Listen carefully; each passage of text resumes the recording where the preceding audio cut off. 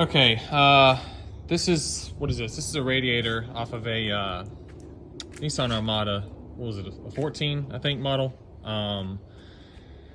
This car pulled one over on me, overheated at idle, would not overheat going down the road, or even if you revved it a slight amount. Did the usual stuff, put an OEM thermostat and whatnot. What'd I do? OEM thermostat,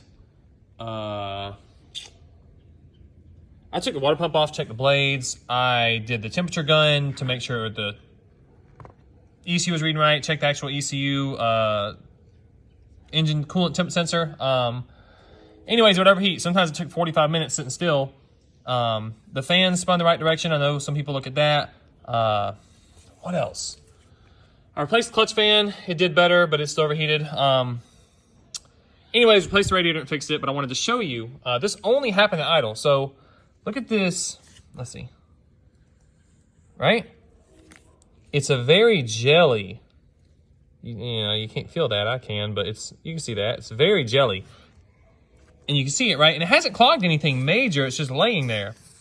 But there wasn't enough flow through the radiator. Honestly, a cheap local unit fixed it. Didn't have to go dealer. I don't even like how is it going to focus? Are you going to focus? I don't like how those fins are made. Aftermarket ones are wide open. They're not kinked in the middle like that. Let's see. I took off the end tank. You can see that. How am I going to put this? I'm going to shoot, water through it through just a water hose. It should pour out of each row, but only a few of them.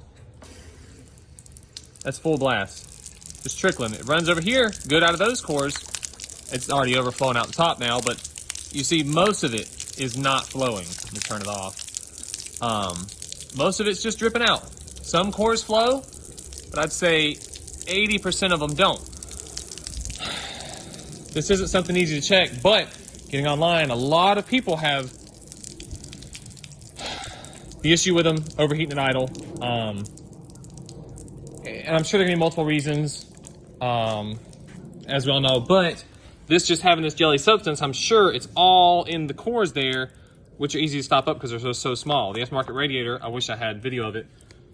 The cores flowed so much better. The rows, whatever you want to call them in the radiator. And before I replaced this, I even stuck a camera in here and looked down, and you can't see any of that gel. Even with the bottom core off, yeah, it's clean. There's no gel on here. So I posted it because it looks like a lot of people online were looking, oh, it's overheating at idle, and I'd already went through clutch fan and stuff like that, clutch fan thermostat, checking the water pump blades to make sure they weren't just, worn off. I've seen that once in my life. Yeah, it was tough. I even checked for, blown heads gasket, exhaust gases in the coolant, like at the expansion tank, stuff like that. There was no signs.